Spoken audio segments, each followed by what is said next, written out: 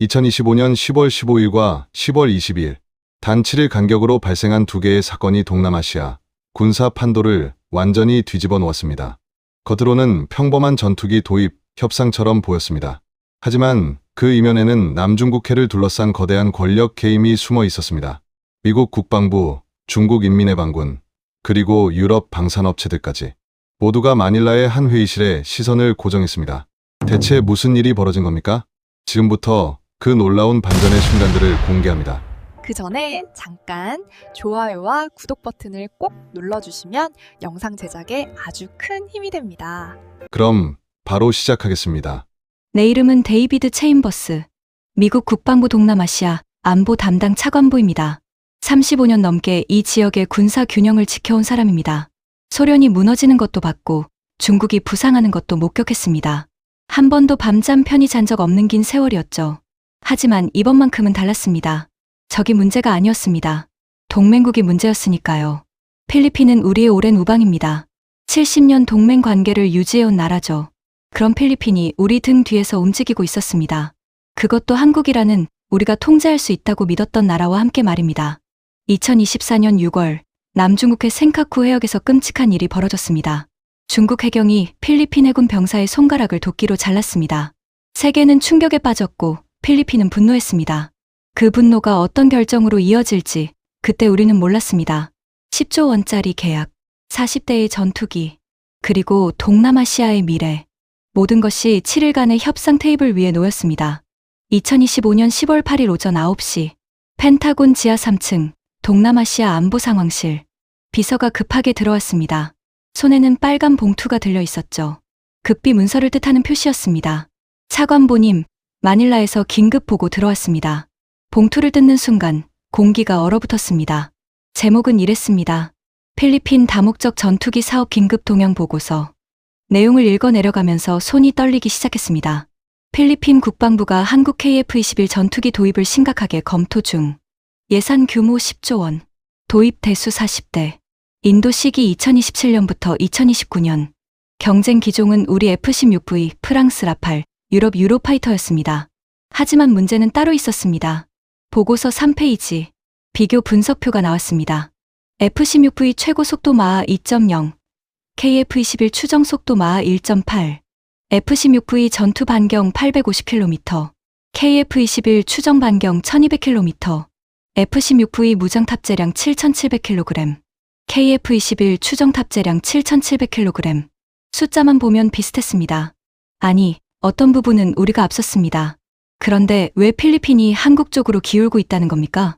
회의실 문을 박차고 나갔습니다. 국방부 아시아 담당 국장실로 향했죠. 존, 이게 뭡니까? 필리핀이 한국 전투기를 산다고요? 존 매튜스 국장이 고개를 저었습니다. 데이비드, 진정하세요. 아직 확정된 건 아닙니다. 아직이라고요? 10조 원짜리 계약이 한국으로 넘어갈 판인데요. FA-50 운용 실적이 좋았나 봅니다. 12대 도입했는데 고장 한 번 없이 잘 굴러간다더군요. 그건 경공격기지 않습니까? KF-21은 완전히 다른 차원입니다. 아직 실전 배치도 안 된 기종이에요. 존이 서류를 한 장 건넸습니다. CIA 마닐라 지부 보고서입니다. 읽어보세요. 보고서에는 충격적인 내용이 적혀 있었습니다. 2024년 6월 이후 필리핀 국방부 움직임이 심상치 않다. 중국과의 충돌 이후 전투기 도입 사업이 급물살을 타고 있다. 특히 한국산 무기에 대한 관심이 급증했다. 마르코스 대통령은 10월 초 비공개 안보회의에서 이렇게 말했다고 합니다. 우리는 더 이상 누군가의 보호만 받고 있을 수 없다. 스스로 하늘을 지킬 힘이 필요하다. 그 회의에 참석한 5명의 장성 중 4명이 한국 방산업체 관계자들과 접촉했다는 정보도 있었습니다.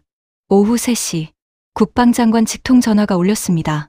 데이비드, 필리핀 상황 어떻게 보십니까? 심각합니다. 장관님, 이대로 가면 한국에게 넘어갑니다. 금액이 문제입니까? 아닙니다. 가격은 우리가 더 쌉니다. F-16V는 대당 1200억 원 정도인데 KF-21은 1500억 원으로 추정됩니다. 그럼 뭐가 문제죠? 기술 이전입니다. 한국은 필리핀에게 상당한 기술 이전을 약속한 것 같습니다. 정비, 부품 생산, 심지어 일부 조립까지도 현지화하겠다고 제안했다는 정보가 있습니다. 장관의 한숨 소리가 들렸습니다. 우리는 그런 걸 해줄 수 없습니다. 의회가 허락하지 않을 겁니다. 알고 있습니다. 하지만 필리핀 입장에서는 매력적인 제안이죠. 마닐라로 가세요. 직접 확인하고 보고하세요. 10월 9일 저녁 11시. 마닐라 공항에 도착했습니다. 호텔방에서 자료를 다시 검토했습니다. 뭔가 이상했습니다. 필리핀은 70년 동맹국입니다. 우리가 그들의 안보를 책임져 왔습니다. 매년 수백억 달러의 군사 원조를 제공했죠. 그런데 왜 한국입니까? 한국은 우리의 동맹국이기도 합니다. 우리가 안보를 보장해주는 나라죠. 이건 단순한 무기 거래가 아니었습니다. 뭔가 더 큰 그림이 있었습니다. 창밖으로 마닐라 야경이 보였습니다. 마닐라 베이의 불빛들. 저 바다 너머에 남중국해가 있습니다. 그리고 그 바다를 차지하려는 중국이 있죠. 휴대폰이 울렸습니다. CIA 마닐라 지부장 톰 리처드슨이었습니다. 데이비드, 내일 아침 9시에 봅시다. 당신이 알아야 할 게 있습니다. 무슨 일입니까? 전화로는 말 못합니다. 직접 만나야 해요. 통화가 끊겼습니다. 불안했습니다. 35년간 이 일을 해왔지만 이런 느낌은 처음이었습니다. 뭔가 놓치고 있다는 느낌. 뭔가 준비되고 있다는 예감. 그리고 그것이 우리 손을 벗어났다는 직감. 시계를 봤습니다. 밤 11시 47분. 내일이면 모든 게 명확해질 겁니다. 하지만 그때는 이미 늦을지도 모릅니다. 10월 10일 오전 9시. 마닐라 미국 대사관 지하 안전회의실. CIA 지부장 톰 리처드슨이 서류 뭉치를 테이블에 던졌습니다. 이걸 보세요, 데이비드. 사진이었습니다. 필리핀 국방부 건물 앞. 한국 방산업체 대표단이 들어가는 모습이었죠. 언제 찍은 겁니까? 어제요. 10월 9일 오후 2시. 사진 속 인물들을 확인했습니다. 한국항공우주산업 부사장, 방위사업청 소장급 인물, 그리고 KF 스무한개발 총괄 책임자로 알려진 김성훈 박사. 김성훈이요? 그 사람까지 왔단 말입니까? 그렇습니다. MIT 항공우주공학 박사, 로키드 마틴에서 12년 근무했던 사람이죠. F-35 개발에도 참여했습니다. 등골이 오싹했습니다. 김성훈은 우리 시스템을 속속들이 아는 사람이었습니다. 회의는 5시간 동안 진행됐습니다. 필리핀 측에서는 국방장관, 공군 참모총장, 조달청장이 참석했어요. 내용은요? 확인 못했습니다. 회의실을 완전히 차폐했더군요. 휴대폰 회수, 전파 차단, 노트북 반입 금지. 마치 국가 기밀 회의처럼 진행했습니다. 이상하군요.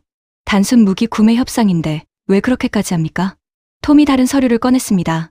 더 이상한 건 이겁니다. 필리핀 국방부 내부 문서입니다. 우리 정보원이 입수했어요.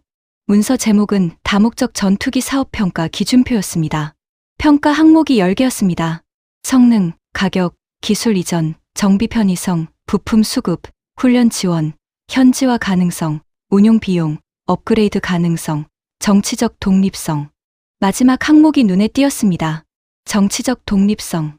이게 무슨 뜻입니까? 필리핀이 미국 의존도를 줄이고 싶어 한다는 겁니다. 우리가 70년간 그들을 지켜왔는데요. 그게 문제죠. 70년간 의존했기 때문에 이제는 독립하고 싶은 겁니다. 오후 2시. 필리핀 국방부 청사. 우리는 공식 면담을 요청했습니다. 필리핀 국방장관 카를리토 갈베즈가 우리를 맞이했습니다. 데이비드 차관보님, 환영합니다. 장관님, 바쁘실 텐데 시간 내주셔서 감사합니다. 천만에요. 동맹국 고위 인사가 오셨는데요. 회의실에 앉았습니다.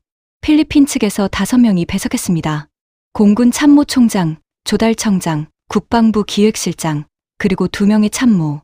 장관님, 전투기 도입 사업에 대해 이야기하고 싶습니다. 물론입니다. 우리도 미국의 의견을 듣고 싶었습니다. F-16V는 검증된 기종입니다. 전 세계 25개국에서 운용 중이죠. 신뢰성이 입증됐습니다. 알고 있습니다. 가격도 합리적입니다. 대당 1200억 원. 40대면 4조 8천억 원입니다. 우리 정부가 군사 원조 명목으로 20%를 지원할 수도 있습니다. 갈베즈 장관이 고개를 끄덕였습니다. 하지만 표정이 밝지 않았습니다. 차관보님, 기술 이전은 가능합니까? 예상했던 질문이었습니다. 제한적으로 가능합니다. 기본 정비 기술, 일부 부품 생산 정도는 논의할 수 있습니다. 핵심 기술은요? 어렵습니다. 의회 승인이 필요한 사안이고 승인 가능성이 낮습니다. 현지 조립은요? 불가능합니다. F-16V는 미국 텍사스주 포트워스 공장에서만 생산됩니다. 침묵이 흘렀습니다. 공군 참모총장 제프리 델가도가 입을 열었습니다. 차관보님, 솔직히 말씀드리겠습니다. 우리는 비행기만 사고 싶은 게 아닙니다. 무슨 뜻입니까? 기술을 배우고 싶습니다. 우리 공군이 스스로 정비하고 개량하고 발전시킬 수 있는 능력을 갖고 싶습니다. 그건 시간이 걸리는 일입니다. 우리에겐 시간이 없습니다. 중국은 매일 우리 영해를 침범합니다. 올해만 해도 237번 침범했어요. 목소리에 분노가 섞여 있었습니다. 작년 6월 우리 해군 병사가 중국 해경에게 손가락을 잃었습니다. 아시죠? 알고 있습니다. 끔찍한 일이었습니다. 그 병사 이름은 산티아고입니다.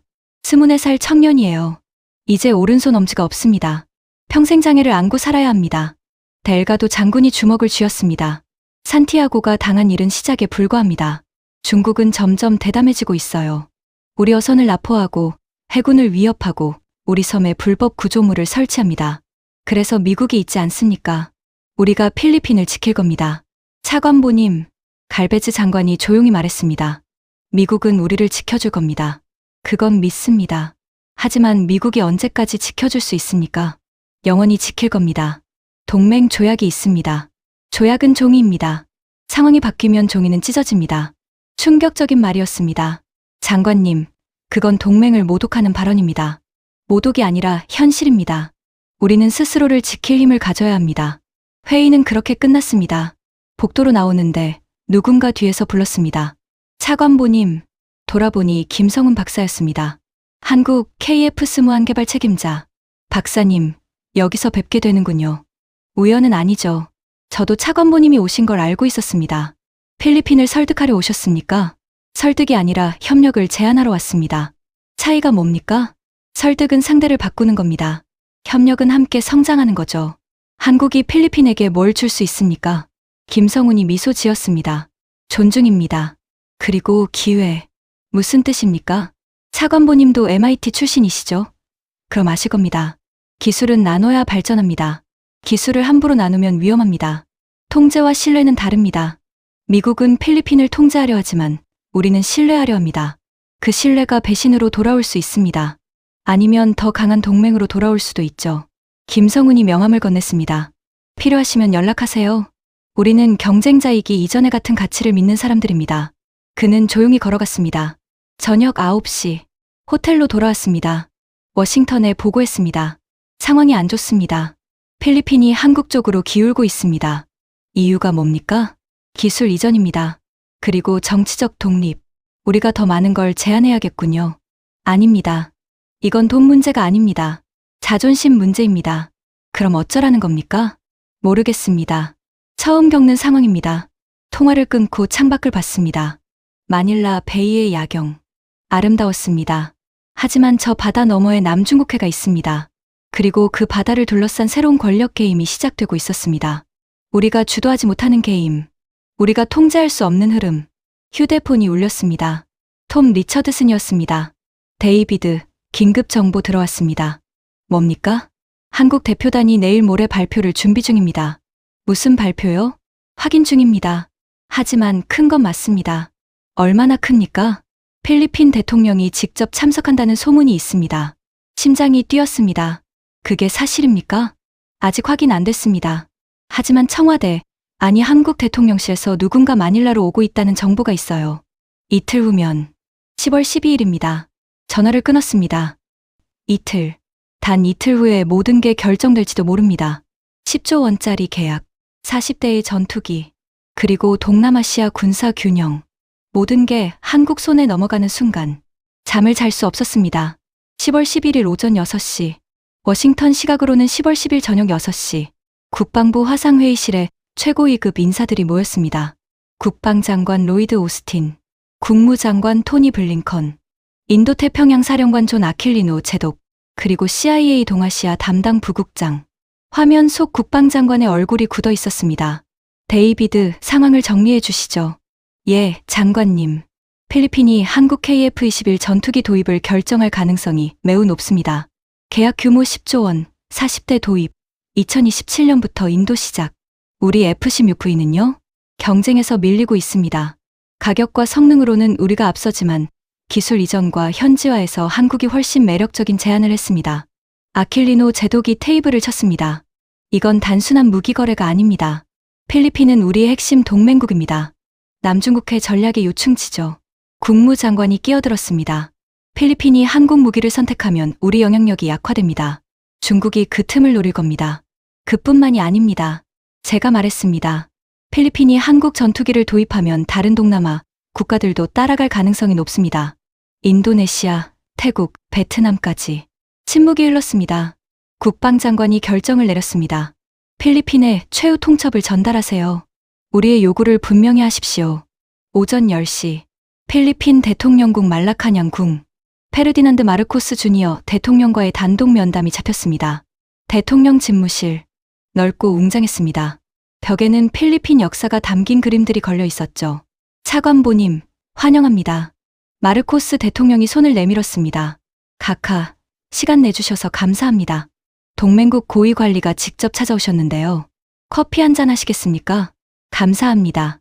커피를 받아 들고 자리에 앉았습니다. 카카, 전투기 도입건으로 왔습니다. 예상했습니다. 미국 정부의 입장을 전달하고 싶습니다. 듣겠습니다. 메모를 꺼냈습니다. 워싱턴에서 준비한 3대 요구사항이었습니다. 첫째, 필리핀은 F-16V 도입을 우선 검토해야 합니다. 이는 양국 안보 동맹의 핵심입니다. 마르코스 대통령이 고개를 끄덕였지만 말이 없었습니다. 둘째, 만약 다른 기종을 선택한다면 미국과 사전 협의가 필요합니다. 특히 기술 이전 내용에 대해서는 우리 승인이 있어야 합니다. 그건 주권 침해 아닙니까? 아닙니다. 동맹 관계에서의 당연한 협의입니다. 계속하시죠. 셋째, 전투기 통신 체계와 무장 시스템은 미국 표준과 호환되어야 합니다. 우리 군사 네트워크와 연동이 필수적입니다. 만약 거부하면요? 숨을 깊이 들이쉬었습니다. 미국은 필리핀에 매년 5억 달러의 군사 원조를 제공합니다. 여기에는 훈련, 장비, 정보 공유가 포함됩니다. 알고 있습니다. 또한 올해 체결 예정인 12억 달러 규모의 패트리어트 미사일 방어 체계 계약이 있습니다. 20기의 발사대와 200발의 요격 미사일입니다. 그것도 알고 있습니다. 내년 예정된 해군 프리기탐 3척 구매 계약도 있습니다. 총 25억 달러 규모죠. 그래서요? 만약 필리핀이 우리 요구를 받아들이지 않는다면 말을 멈췄습니다. 마르코스 대통령이 팔짱을 꼈습니다. 계속하세요, 차관보님. 이 모든 계약이 재검토될 수 있습니다. 위협입니까? 아닙니다. 현실입니다. 미국 의회는 동맹국이 우리 이익과 반대되는 선택을 할 때 예산 승인을 거부할 권한이 있습니다. 미국 이익이요? 필리핀 이익은요? 우리 이익은 같습니다. 우리는 70년 동맹입니다. 마르코스 대통령이 자리에서 일어났습니다. 창가로 걸어가 마닐라 베이를 바라봤습니다. 차관보님, 저 바다가 보입니까? 예, 저 너머에 남중국해가 있습니다. 우리 어부들이 고기를 잡는 바다죠. 알고 있습니다. 작년에 중국이 우리 어선 83척을 납포했습니다. 어부 127명이 구금됐어요. 그중 2명은 아직도 돌아오지 못했습니다. 대통령이 돌아섰습니다. 미국은 뭘 했습니까? 우리는 항해 성명을 발표했습니다. 성명이요? 우리 어부들은 성명으로 구출됩니까? 우리는 필리핀 주권을 지지합니다. 국제법을. 말입니다. 다 말이에요. 대통령의 목소리가 높아졌습니다. 올해 6월 우리 해군 병사가 손가락을 잃었습니다. 중국 해경이 도끼로 잘랐어요. 미국은 뭘 했습니까? 우리는 강력히 규탄했습니다. 규탄이요. 규탄으로 산티아고의 손가락이 돌아옵니까? 할 말이 없었습니다. 차관보님, 70년 동맹이 무엇을 의미하는지 아십니까? 서로를 지키는 약속입니다. 틀렸습니다. 70년 동맹은 70년 의존입니다. 우리는 70년간 미국에 의존해왔어요. 우리 스스로 아무것도 결정하지 못했습니다. 그건 오해입니다. 오해가 아닙니다. 전투기 하나 사는데도 미국 눈치를 봐야 합니다. 미사일 배치도, 군사훈련도, 심지어 우리 영해 방어 계획조차 미국 승인이 필요합니다. 그건 동맹 조율입니다. 조율과 통제는 다릅니다.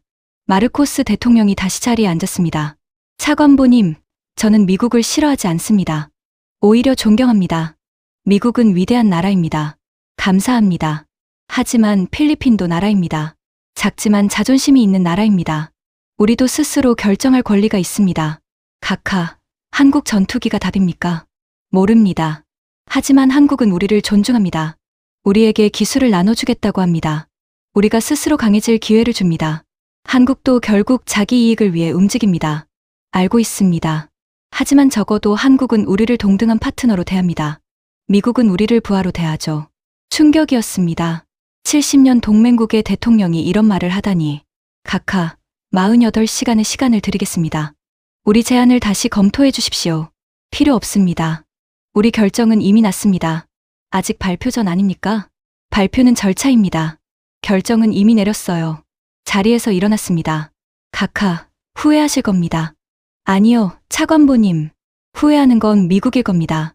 무슨 뜻입니까? 곧 알게 될 겁니다. 대통령궁을 나왔습니다. CIA 톰 리처드슨이 차에서 기다리고 있었습니다. 어땠습니까? 끝났습니다. 필리핀은 한국을 선택했습니다. 확실합니까? 대통령이 직접 말했습니다. 젠장. 톰이 운전대를 쳤습니다. 워싱턴에 보고해야 합니다. 휴대폰을 꺼내 국방장관에게 직통 전화를 걸었습니다. 장관님, 실패했습니다. 뭐라고요? 필리핀이 거부했습니다. 한국 KF-21을 선택할 겁니다. 전화기 너머로 무언가 깨지는 소리가 들렸습니다. 내일 마닐라에서 발표가 있을 겁니다. 한국 대통령이 올 수도 있습니다. 막아야 합니다. 어떻게요? 모든 수단을 동원하세요. 외교적 압박, 경제적 제재, 뭐든 다 쓰세요. 이미 늦었습니다. 늦지 않았습니다. 발표 전까지는 뭐든 할 수 있어요. 통화가 끊겼습니다. 차 창밖을 봤습니다. 마닐라 거리. 사람들이 평화롭게 걸어 다니고 있었습니다. 하지만 그들은 몰랐습니다. 내일이면 모든 게 바뀐다는 것을. 동남아시아 군사 판도가 뒤집힌다는 것을. 그리고 미국의 70년 패권이 흔들린다는 것을. 휴대폰이 울렸습니다. 김성훈 박사였습니다. 차관보님, 무슨 일입니까? 내일 발표에 오시겠습니까? 발표요? 필리핀 대통령이 역사적인 발표를 할 겁니다. 동맹국 대표로 초대하고 싶습니다. 무례하군요. 무례가 아니라 예의입니다. 미국은 우리의 동맹국이니까요. 동맹국이 동맹국을 배신하는 자리에 왜 가야 합니까? 배신이 아니라 새로운 시작입니다. 내일 오후 3시 말라카냥 궁 국제회의장입니다. 전화가 끊겼습니다. 내일 모든 것이 결정되는 날. 미국이 지거나 아니면 마지막 카드를 쓰거나 둘 중 하나였습니다. 10월 11일 오후 8시 호텔방에서 워싱턴과 연결된 긴급 화상회의가 열렸습니다. 국방장관, 국무장관, 그리고 백악관 국가안보보좌관까지 참석했습니다. 데이비드, 마지막 카드를 꺼내야겠습니다. 국방장관이 말했습니다. 무슨 카드 말입니까? 인도네시아 카드입니다. 순간 이해했습니다. 인도네시아는 동남아시아 최대 국가입니다. 인구 2억 7천만. 군사력도 필리핀보다 훨씬 강합니다. 인도네시아가 F-15EX 36대 구매를 추진 중입니다. 계약 규모 140억 달러. 국무장관이 설명했습니다. 만약 필리핀이 한국 전투기를 선택하면 우리는 인도네시아 계약을 성사시킵니다. 그리고 필리핀에게 이렇게 말하는 겁니다. 너희 이웃이 너희보다 훨씬 강한 무기를 가졌다고. 압박 카드군요. 압박이 아니라 현실입니다. 인도네시아와 필리핀은 역사적으로 라이벌 관계입니다. 하지만 내일 발표인데요. 시간이 없습니다. 그래서 당장 움직여야 합니다. 자카르타 대사관에 연락하세요. 인도네시아 국방장관에게 긴급 메시지를 전달하십시오. 전화를 끊고 움직이기 시작했습니다. 하지만 뭔가 이상했습니다. 너무 조용했습니다. 필리핀 정부에서 아무 연락이 없었습니다. 한국 측에서도 침묵이었죠. 마치 태풍 전의 고요 같았습니다. 오후 10시 CIA 톰 리처드슨이 급히 찾아왔습니다. 데이비드, 이상한 정보가 들어왔습니다. 뭡니까? 한국 대통령 전용기가 오늘 밤 마닐라에 도착한다는 겁니다. 확실합니까? 아직 확인 안 됐습니다. 하지만 인천공항에서 대통령 전용기가 이륙했다는 정보가 있어요. 시간은 한국 시간으로 오후 7시, 비행시간 4시간이면 마닐라 시간 오후 10시쯤 도착합니다. 시계를 봤습니다. 오후 10시 20분. 이미 도착했다는 건가요? 그럴 겁니다. 하지만 공항에서 확인이 안 됩니다. 무슨 뜻입니까? 일반 공항이 아니라 빌라모어 공군 기지로 들어온 것 같습니다. 군 시설이라 우리가 접근할 수 없어요. 필리핀 정부가 숨기고 있는 겁니까? 그런 것 같습니다. 불안했습니다. 왜 이렇게까지 비밀스럽게 움직이는 걸까요? 단순한 전투기 계약 발표인데 왜 대통령이 직접 옵니까? 그것도 한밤중에 몰래? 톰, 내일 발표 내용 파악됐습니까? 아닙니다. 완전히 차단됐어요. 필리핀 국방부가 함구령을 내렸습니다. 이상합니다.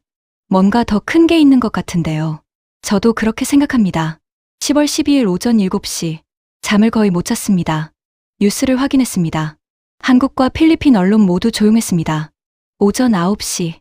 인도네시아에서 연락이 왔습니다.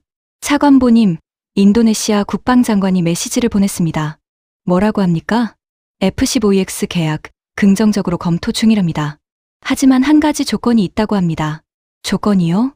필리핀 계약 결과를 보고 결정하겠다는 겁니다. 뭐라고요? 인도네시아도 필리핀이 뭘 선택하는지 보고 있습니다. 만약 필리핀이 한국을 선택하면 인도네시아도 한국 쪽을 고려하겠다는 뉘앙스였습니다. 젠장. 마지막 카드마저 통하지 않았습니다. 오전 11시, 김성훈 박사에게서 문자가 왔습니다. 차관보님, 오늘 오후 3시 발표 꼭 참석해 주시기 바랍니다. 역사적인 순간이 될 것입니다. 역사적인 순간. 무슨 뜻일까요? 오후 1시, 말라카냥 궁으로 향했습니다. 국제회의장 앞에는 이미 취재진이 몰려 있었습니다. 필리핀 언론뿐 아니라 CNN, BBC, 알자지라까지 와 있었습니다. 왜 이렇게 언론이 많습니까? 경호원에게 물었지만 답이 없었습니다. 회의장 안으로 들어갔습니다. 500명은 수용할 수 있는 큰 홀이었습니다.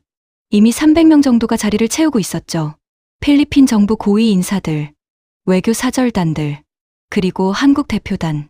한국 대표단 맨 앞줄에 누군가 앉아 있었습니다. 한국 대통령이었습니다. 심장이 뛰었습니다. 정말 왔습니다. 한국 대통령이 직접 왔어요. 이건 단순한 계약 발표가 아니었습니다. 뭔가 훨씬 큰 일이 벌어지고 있었습니다. 자리에 앉았습니다. 맨 뒷줄이었죠. 오후 2시 50분. 조명이 어두워졌습니다. 오후 3시 정각. 필리핀 국가가 울려 퍼졌습니다. 그 다음 한국 국가도 연주됐습니다. 마르코스 대통령이 입장했습니다. 한국 대통령과 악수했습니다. 그리고 연단에 섰습니다. 신사숙녀 여러분. 오늘 이 자리는 필리핀 역사에 기록될 중요한 순간입니다. 숨을 죽였습니다. 필리핀은 오랫동안 외부에 의존해왔습니다. 안보도, 국방도, 기술도 모두 다른 나라에 기댔습니다. 회의장이 조용해졌습니다. 하지만 오늘부터 달라집니다. 필리핀은 스스로 서는 법을 배우기 시작합니다. 대한민국 정부와 필리핀 정부는 전략적 방산협력 양해각서를 체결했습니다. 박수가 터져나왔습니다. 이 협력은 단순한 무기 구매가 아닙니다. 기술 이전, 공동생산, 그리고 미래 개발까지 포함하는 포괄적 파트너십입니다. 첫 번째 프로젝트는 KF-21 전투기 40대 도입입니다. 예상했던 발표였습니다. 하지만 다음 말이 충격이었습니다. 계약 금액은 10조 2천억 원입니다. 2027년부터 2029년까지 인도될 예정입니다. 그리고 마르코스 대통령이 잠시 멈췄습니다. 40대 중 8대는 필리핀 바탄주 수빅만 조선소에서 최종 조립될 것입니다. 회의장이 술렁였습니다. 현지 조립이라고요? 한국은 필리핀 기술자 200명을 한국으로 초청해 2년간 교육할 것입니다. 항공기 정비, 전자 시스템, 무장통합까지 모든 분야를 배울 것입니다. 또한 필리핀 바탄주에 항공정비센터를 건설할 것입니다. 투자 규모 5천억 원. 이 센터는 향후 동남아시아 전체의 KF-21 정비를 담당하게 됩니다. 놀라웠습니다. 이건 단순한 무기 구매가 아니라 산업 이전이었습니다. 그뿐만이 아닙니다. 한국 대통령이 일어섰습니다. 대한민국은 필리핀을 동등한 파트너로 생각합니다. 우리는 1960년대 아무것도 없는 나라였습니다. 하지만 기술을 배웠고 발전했습니다. 이제 그 기술을 나눌 때입니다. 필리핀이 스스로 강해질 수 있도록 돕겠습니다. 우리는 필리핀 국방산업 발전을 위해 향후 10년간 총 3조 원을 투자할 것입니다. 전투기뿐 아니라 함정, 미사일, 레이더까지 모든 분야에서 협력할 것입니다. 회의장이 박수로 가득 찼습니다. 저는 박수하지 못했습니다. 충격이었습니다. 3조 원 투자라고요? 10년 장기 협력이라고요? 이건 단순한 계약이 아니라 동맹 재편이었습니다. 한국이 필리핀을 자기 진영으로 끌어들이고 있었습니다. 그것도 기술과 존중으로. 우리가 70년간 하지 못한 일을 한국이 하고 있었습니다. 발표가 끝났습니다. 기자들이 몰려들었습니다. 대통령 각하, 미국과는 협의하셨습니까? 마르코스 대통령이 웃었습니다. 미국은 우리의 동맹입니다. 하지만 동맹이 모든 결정을 대신할 수는 없습니다. 필리핀은 주권 국가입니다. 중국의 반발이 예상되는데요. 중국이 우리 주권을 존중한다면 문제없을 것입니다. 하지만 만약 위협한다면 우리는 스스로를 지킬 능력을 갖추고 있습니다. 질의응답이 끝나고 사람들이 빠져나가기 시작했습니다. 저는 자리에서 일어나지 못했습니다. 다리에 힘이 없었습니다. 35년간 쌓아온 미국의 영향력, 70년간 유지해온 군사 동맹. 모든 것이 한순간에 무너지는 느낌이었습니다. 김성훈 박사가 다가왔습니다. 차관보님, 발표 어떠셨습니까? 놀랍더군요. 놀라셨다니 다행입니다. 우리도 최선을 다했거든요. 한국이 이길 줄 알았습니까? 이기고 지는 게 아닙니다. 함께 성장하는 겁니다. 미국을 배제하고요? 배제가 아니라 선택입니다. 필리핀이 선택했습니다. 우리는 그 선택을 존중했을 뿐입니다. 미국도 필리핀을 존중합니다. 존중과 통제는 다릅니다. 차관보님도 아시지 않습니까? 할 말이 없었습니다. 김성훈이 명함을 하나 더 꺼냈습니다. 인도네시아 국방부 차관 명함입니다. 다음 달에 자카르타에서 만날 예정입니다. KF-21에 관심이 많더군요. 인도네시아도요? 네. 태국도 관심 있고 말레이시아도 문의가 왔습니다. 베트남은 아직 고민 중이지만요. 동남아시아 전체를 가져가려는 겁니까? 가져가는 게 아니라 함께 가는 겁니다. 우리는 친구를 원합니다. 종속된 우방이 아니라 동등한 친구를요. 김성훈이 떠났습니다. 회의장이 비었습니다. 홀로 앉아 있었습니다. 휴대폰이 울렸습니다. 워싱턴이었습니다. 받고 싶지 않았습니다. 하지만 받아야 했습니다. 차관보, 상황 보고하시죠. 국방장관의 목소리는 차가웠습니다. 완전히 졌습니다. 한국이 필리핀을 가져갔습니다. 알고 있습니다. 생중계를 봤습니다. 죄송합니다. 당신 잘못이 아닙니다. 우리 모두의 실패입니다. 어떻게 하면 좋겠습니까? 돌아오세요. 전략을 다시 짜야 합니다. 전화가 끊겼습니다. 회의장을 나왔습니다. 밖은 화창했습니다. 하지만 내 마음은 어두웠습니다. 35년 경력. 하지만 오늘만큼 무력함을 느낀 적은 없었습니다. 세상이 바뀌고 있었습니다. 그리고 우리는 그 변화를 막을 수 없었습니다. 발표가 끝나고 3시간이 지났습니다. 오후 6시, 호텔방에서 보고서를 작성하고 있었습니다. 그때 노크 소리가 들렸습니다. 누구십니까? 톰입니다. CIA 지부장 톰 리처드슨이었습니다. 문을 열었습니다. 무슨 일입니까? 보여드릴 게 있습니다. 톰이 노트북을 꺼냈습니다. 이게 뭡니까? 지난 6개월간 한국과 필리핀의 통신 기록 분석 결과입니다. 화면을 봤습니다. 그래프가 나타났습니다. 통신 빈도수를 나타내는 그래프였죠. 이상한 점이 보입니까? 자세히 봤습니다. 통신량이 급증한 시점이 있네요. 정확합니다. 2024년 6월 17일부터 급증했습니다. 6월 17일이면 필리핀 해군 병사 산티아고가 손가락을 잃은 사건 다음 날입니다. 순간 이해했습니다. 그때부터 한국과 접촉을 시작했다는 겁니까? 그렇습니다. 그것도 최고위급 채널로요. 톰이 다른 파일을 열었습니다. 통화 기록이었습니다. 2024년 6월 18일 필리핀 마르코스 대통령이 한국 대통령에게 직통 전화를 걸었습니다. 통화 시간 42분. 내용은요? 확인 못했습니다. 암호화된 회선이었어요. 그 다음은요? 6월 25일 필리핀 국방장관이 서울을 급히 방문했습니다. 공식 일정에는 없었지만 우리 정보원이 포착했습니다. 누굴 만났습니까? 한국 국방부 장관, 방위사업청장, 그리고 한국항공우주산업 사장. 7월은요? 7월 3일부터 5일까지 한국 방위사업청 소속 기술진 12명이 마닐라를 방문했습니다. 겉으로는 FA50 정비 점검이었지만 실제로는 클라크 공군 기지에서 KF-21 프레젠테이션을 했습니다. 증거가 있습니까? 사진이 있습니다. 톰이 사진을 보여줬습니다. 클라크 공군 기지 경납고 안. 대형 스크린에 KF-21 모형이 보였습니다. 필리핀 공군 장성 5명이 앉아서 프레젠테이션을 듣고 있었죠. 이건 계획된 거였습니다. 톰이 말했습니다. 산티아고 사건은 촉매제였을 뿐입니다. 필리핀은 이미 오래전부터 미국 의존도를 줄이고 싶어 했어요. 한국은 그 기회를 포착했습니다. 6개월간 우리 몰래 이런 일이 벌어지고 있었다는 겁니까? 정확합니다. 그것도 우리 동맹국 둘이 손잡고요. 충격이었습니다. 더 있습니다. 톰이 다른 문서를 꺼냈습니다. 8월 15일 필리핀 국방부 실무진 30명이 한국 사천 공장을 방문했습니다. 사천이면 KF-21이 생산되는 곳입니다. 그들은 3일간 공장을 둘러봤어요. 생산 라인, 조립 과정, 시험 비행까지 모두 봤습니다. 우리는 왜 몰랐습니까? 한국이 숨겼습니다. 공식 방문 기록에도 없어요. 관광 비자로 입국했습니다. 관광이요? 표면적으로는 산업 시찰이었습니다. 하지만 실제로는 KF-21 실사였죠. 자료를 넘겼습니다. 9월에는요? 9월 10일부터 20일까지 필리핀 조달청장이 서울에 머물렀습니다.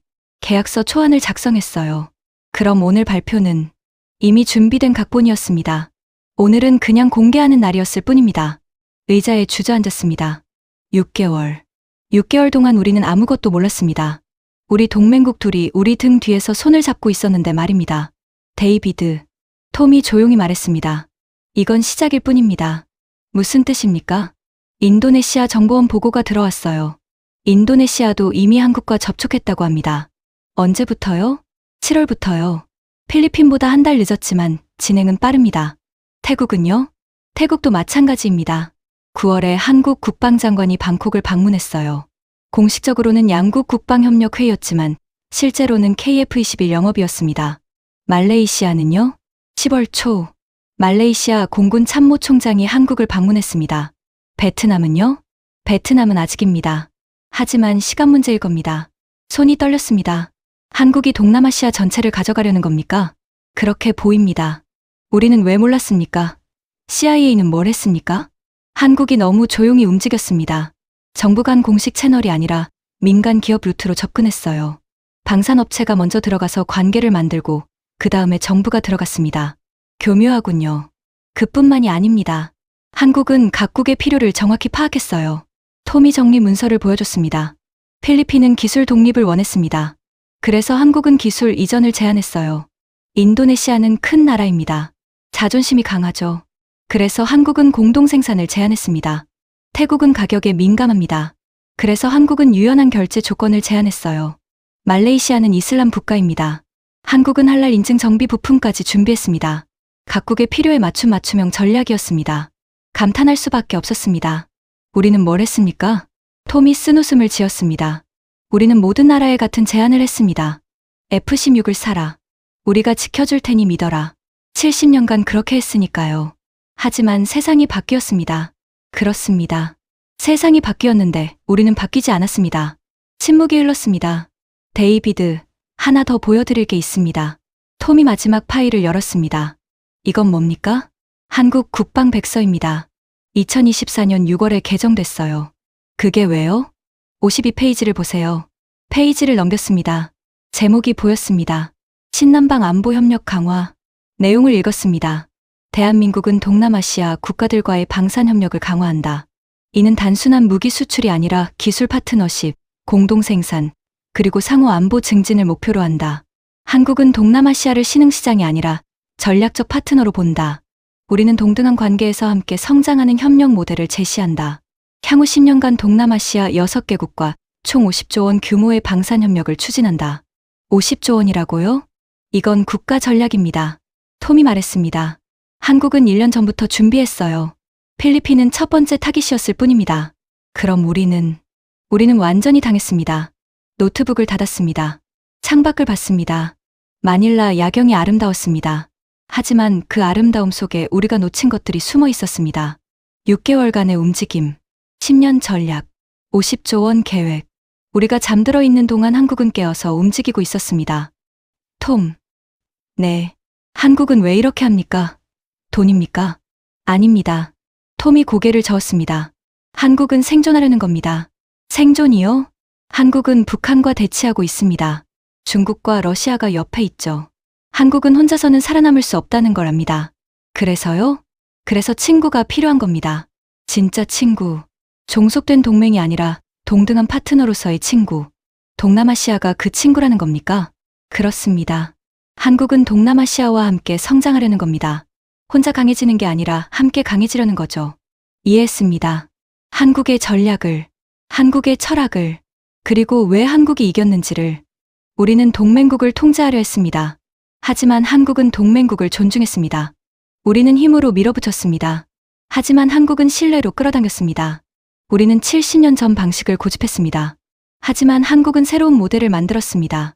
휴대폰이 울렸습니다. 김성훈 박사였습니다. 차관보님, 무슨 일입니까? 저녁 식사하시겠습니까? 할 이야기가 있습니다. 거절하겠습니다. 차관보님, 우리는 적이 아닙니다. 그럼 뭡니까? 경쟁자입니다. 그리고 언젠가는 협력자가 될 수도 있죠. 협력자요? 네. 세상은 넓습니다. 미국과 한국이 싸울 이유가 없어요. 우리에겐 공동의 적이 있습니다. 중국 말입니까? 그렇습니다. 중국은 우리 모두의 위협입니다. 미국도, 한국도, 필리핀도, 일본도 모두 중국을 견제해야 합니다. 그래서요? 그래서 함께 하자는 겁니다. 미국이 동남아시아를 잃을 필요 없어요. 한국과 함께 협력하면 됩니다. 한국과 협력이라니요? 미국은 힘이 있습니다. 한국은 기술이 있어요. 동남아시아는 시장이 있죠. 우리 셋이 손잡으면 중국을 막을 수 있습니다. 침묵했습니다. 생각해보세요. 내일 떠나시기 전에 한번 만납시다. 전화가 끊겼습니다. 톰을 받습니다. 어떻게 생각합니까? 나쁘지 않은 제안입니다. 정말요? 우리가 한국을 적으로 만들 필요는 없습니다. 한국은 우리 동맹국이에요. 경쟁자이기도 하지만 말입니다. 하지만 오늘 우리는 졌습니다. 한 번 진 겁니다. 전쟁에서 진 게 아니에요. 톰이 일어섰습니다. 데이비드, 세상이 바뀌고 있습니다. 우리도 바뀌어야 해요. 어떻게요? 함께 가는 법을 배워야 합니다. 통제가 아니라 협력으로. 톰이 나갔습니다. 혼자 남았습니다. 창밖 마닐라 베이를 봤습니다. 저 바다 너머에 남중국해가 있습니다. 그리고 그 바다를 둘러싼 새로운 질서가 만들어지고 있었습니다. 미국 혼자가 아니라 여러 나라가 함께 만드는 질서. 한국이 제안한 질서. 동등한 파트너십의 질서. 어쩌면 그게 미래일지도 모릅니다.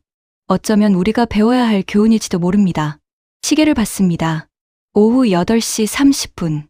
긴 하루였습니다. 내일이면 워싱턴으로 돌아갑니다.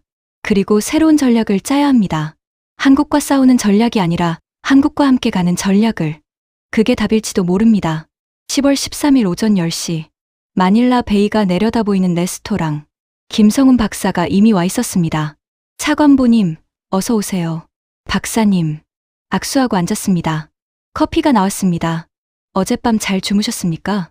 별로요. 이해합니다. 저도 6개월간 잠을 제대로 못 잤습니다. 6개월이라니요? 프로젝트를 준비한 기간입니다. 쉽지 않았어요. 김성훈이 커피를 마셨습니다. 차관보님, 솔직히 말씀드리겠습니다. 우리가 이길 줄 몰랐습니다. 정말입니까? 정말입니다. 미국은 강력합니다. 70년 동맹, 막강한 군사력, 경제적 영향력. 우리가 이길 확률은 30% 정도라고 봤어요. 그런데 어떻게 이겼습니까? 필리핀이 우리를 선택해줬기 때문입니다. 왜 한국을 선택했을까요? 김성훈이 잠시 생각했습니다. 존중 때문입니다. 존중이요? 네. 우리는 필리핀을 존중했습니다. 그들의 자존심을, 그들의 필요를, 그들의 미래를요.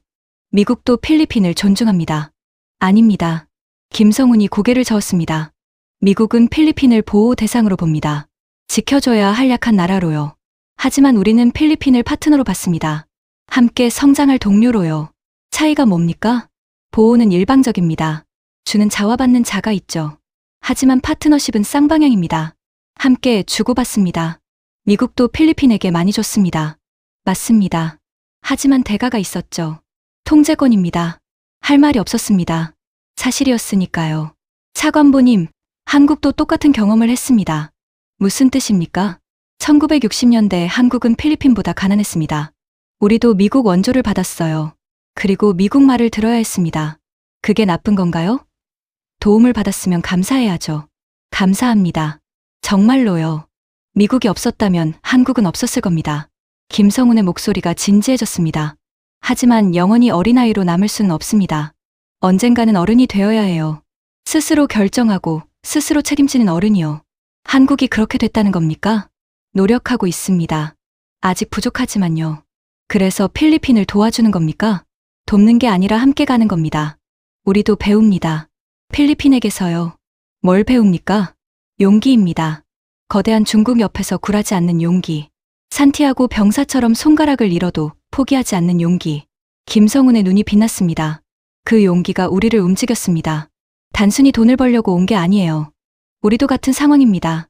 중국이 위협하고 북한이 도발하고 우리도 혼자서는 버틸 수 없습니다. 그래서 동남아시아와 손잡는 겁니까? 그렇습니다. 함께 강해지는 겁니다. 이해했습니다. 한국의 전략을 단순한 무기 판매가 아니었습니다. 생존 전략이었습니다. 차관보님. 네. 미국을 적으로 만들고 싶지 않습니다. 하지만 오늘 우리는 경쟁자입니다. 경쟁자이면서 동맹입니다. 모순 같지만 가능합니다. 어떻게요?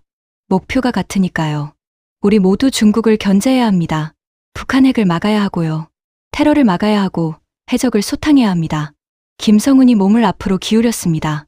미국 혼자 할 수 없습니다. 한국 혼자도 못합니다. 필리핀 혼자는 더더욱 안 되죠. 하지만 함께하면 가능합니다. 구체적으로 뭘 제안하는 겁니까? 3자 협력입니다. 미국, 한국, 필리핀이 함께 움직이는 겁니다. 어떻게요? 미국은 위성 정보와 조기 경보를 제공합니다. 한국은 무기 체계와 기술 지원을 합니다. 필리핀은 전진 기지와 인력을 제공하고요. 삼각 동맹이라는 건가요? 비슷합니다. 하지만 수직 관계가 아니라 수평 관계입니다. 미국이 위에 있고 한국과 필리핀이 아래에 있는 게 아니라 셋이 동등한 위치에서 협력하는 겁니다. 새로운 개념이었습니다. 가능할까요? 해봐야 합니다. 하지만 안 하면 우리 모두 집니다. 중국에게요. 침묵이 흘렀습니다. 커피가 식었습니다. 차관보님, 한 가지만 더 말씀드리겠습니다. 뭡니까? 2027년 KF-21 첫 번째 기체가 필리핀에 인도됩니다. 클라크 공군 기지에서 인도식을 할 겁니다. 알고 있습니다. 그 자리에 미국 공군 태평양 사령관을 초대하고 싶습니다. 왜요? 함께 축하하고 싶어서요. 필리핀이 강해지는 건 우리 모두에게 좋은 일입니다. 미국에게도, 한국에게도요. 진심입니까? 진심입니다. 우리는 파이를 나눠 먹는 게 아니라 파이를 키우려는 겁니다. 모두가 이길 수 있는 방법을요. 김성훈이 손을 내밀었습니다. 차관보님, 경쟁자로 만나서 영광이었습니다. 그리고 언젠가 협력자로 만나기를 희망합니다. 손을 잡았습니다. 박사님, 오늘 배웠습니다. 뭘요? 힘으로 밀어붙이는 것보다 존중으로 끌어당기는 게 더 강하다는 것을요. 차관보님도 MIT 출신이시니 아실 겁니다. 가장 강한 구조는 삼각형입니다. 세 점이 서로를 지탱하죠. 미국, 한국, 필리핀이 그 삼각형이 되자는 겁니까? 그렇습니다.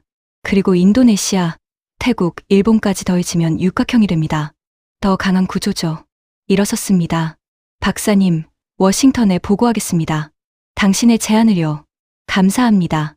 하지만 약속은 못합니다. 결정은 위에서 하는 거니까요. 이해합니다. 하지만 씨앗은 심어뒀습니다. 언젠가 싹이 틀 겁니다. 레스토랑을 나왔습니다. 마닐라 베이가 눈부셨습니다. 하늘이 맑았습니다. 휴대폰을 꺼내 국방장관에게 메시지를 보냈습니다. 장관님, 새로운 제안이 있습니다. 귀국 후 보고 드리겠습니다. 한국과의 협력 가능성입니다. 답장이 왔습니다. 기다리겠습니다. 좋은 소식이기를 바랍니다. 공항으로 향했습니다. 오후 2시 비행기를 탈 예정이었습니다. 차 안에서 창밖을 봤습니다. 마닐라 거리. 사람들이 웃고 있었습니다. 저들은 몰랐습니다. 자신들의 나라가 역사를 바꾸고 있다는 것을. 작은 나라 필리핀이 거대한 미국과 떠오르는 한국 사이에서 새로운 길을 선택했다는 것을. 그리고 그 선택이 동남아시아 전체의 미래를 바꿀 거라는 것을. 공항에 도착했습니다. 출국 수속을 밟았습니다. 탑승구로 가는 길. 면세점 TV에서 뉴스가 나오고 있었습니다. 필리핀 KF-21 도입 소식이었습니다. 앵커가 말했습니다. 필리핀이 한국 전투기를 선택하면서 동남아시아 방산 시장에 지각 변동이 일어나고 있습니다. 전문가들은 이것이 미국 중심 질서에서 다극 체제로의 전환을 의미한다고 분석합니다. 다극 체제. 맞는 말이었습니다. 세상이 바뀌고 있었습니다. 미국 혼자 모든 걸 결정하던 시대가 끝나가고 있었습니다. 이제는 여러 나라가 함께 결정하는 시대였습니다. 무서웠습니다. 하지만 어쩌면 더 공정한 세상일지도 모릅니다. 탑승 안내 방송이 나왔습니다. 샌프란시스코행 UA808편 승객 여러분, 탑승을 시작하겠습니다. 비행기에 올랐습니다. 좌석에 앉아 안전벨트를 맸습니다. 창밖을 봤습니다. 마닐라가 멀어지고 있었습니다. 그리고 저 너머 남중국해가 보였습니다. 그 바다 위에서 새로운 역사가 쓰여지고 있었습니다. 미국과 한국과 필리핀이 함께 쓰는 역사. 통제가 아니라 협력으로, 힘이 아니라 존중으로, 명령이 아니라 파트너십으로 비행기가 이륙했습니다. 하늘로 올라가면서 마닐라가 점점 작아졌습니다. 하지만 그 작은 나라가 만든 변화는 결코 작지 않았습니다. 35년 경력의 미국 관리를 굴복시켰습니다. 70년 동맹 관계를 재정의했습니다. 그리고 동남아시아의 미래를 바꿨습니다. 노트북을 꺼냈습니다. 보고서를 작성하기 시작했습니다. 제목은 이렇게 정했습니다. 필리핀 KF-21 도입 사례 분석과 향후 미국의 대응 전략. 첫 문장을 썼습니다. 미국은 더 이상 혼자가 아니다. 그리고 그것은 약점이 아니라 기회일 수 있다. 보고서를 쓰면서 깨달았습니다. 우리가 진 게 아니라는 것을. 단지 게임의 룰이 바뀌었을 뿐이라는 것을. 이제는 새로운 룰에 적응해야 합니다. 함께 가는 법을 배워야 합니다. 존중하는 법을 배워야 합니다. 그게 미래입니다. 그게 생존입니다. 비행기가 고도를 높였습니다. 구름 위로 올라갔습니다. 하늘이 눈부시게 파랬습니다. 새로운 세상이 펼쳐지고 있었습니다. 그 세상에서 미국의 자리를 다시 찾아야 합니다. 리더가 아니라 파트너로서, 지배자가 아니라 협력자로서, 명령하는 자가 아니라 함께 걷는 자로서. 그게 한국이 가르쳐준 교훈이었습니다. 작은 나라 필리핀이 보여준 용기였습니다. 그리고 35년 경력의 나이든 관료가 배운 새로운 지혜였습니다. 창밖 하늘을 봤습니다. 지평선 너머로 해가 지고 있었습니다. 하지만 해가 지는 곳에서 새로운 날이 시작됩니다. 미국의 낡은 패권이 지고 있었습니다. 하지만 새로운 협력의 시대가 밝아오고 있었습니다. 노트북에 마지막 문장을 썼습니다. 미래는 가장 강한 자가 아니라 가장 함께하는 자의 것이다. 저장하고 노트북을 덮었습니다. 눈을 감았습니다. 오랜만에 마음이 편했습니다. 졌지만 배웠습니다. 실패했지만 성장했습니다. 그리고 내일은 더 나은 전략으로 돌아올 것입니다. 혼자가 아니라 함께. 그게 답이었습니다. 2025년 10월 22일 워싱턴 펜타곤 국방장관 집무실 보고서를 제출했습니다. 잘 읽었습니다. 데이비드. 로이드 오스틴 장관이 말했습니다. 어떻게 생각하십니까? 흥미롭군요. 한국과의 협력을 제안하는 겁니까? 그렇습니다. 경쟁하되 협력하는 겁니다. 모순 아닙니까? 아닙니다. 올림픽 선수들도 경쟁하면서 존중합니다. 우리도 그럴 수 있습니다. 장관이 창밖을 봤습니다. 중국은 어떻게 생각할까요? 경계할 겁니다. 미국과 한국이 손잡으면 더 강하니까요. 필리핀은요? 환영할 겁니다. 선택지가 늘어나니까요. 장관이 고개를 끄덕였습니다. 국무부, 합참과 협의해보겠습니다. 시간이 걸릴 겁니다. 이해합니다. 데이비드. 네. 이번에 많이 배웠겠군요. 네. 35년 만에 가장 큰 교훈을 얻었습니다. 뭡니까?